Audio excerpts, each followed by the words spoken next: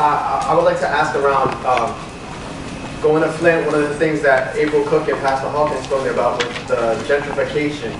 That they were believing that this act was a way to get displacement of people because of they would migrate as a result of lack of access to water, and then that corporations are buying up the land. And I would like to talk about that issue a little bit. So the question was, the folks on the ground in the community very much feel that this was done purposefully, that it was almost like a genocide or like a gentrification, that it was done on purpose to harm this population and or make them leave.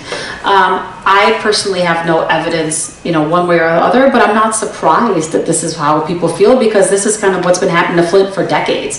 It has been purposefully been neglected. What's happened to Flint was really driven by greed and racism in terms of how neighborhoods were constructed, how some folks left those neighborhoods, and also how when people left the neighborhoods when there was efforts at regionalization to improve that tax base, failed because of kind of racial issues. So I'm not surprised, and that folks do believe this and understand this and think that this is part of true, because it's very consistent with what's happened over the city for years, if not decades.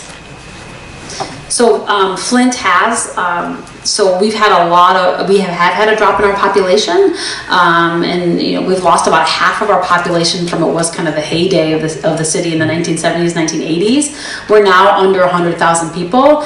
Some folks that were able to leave after the water crisis did leave, but what we have been seeing is a lot of folks coming back to the city because of free preschool and because of the programs and the schools and because of all the other things and the economic development and the opportunity that has come back.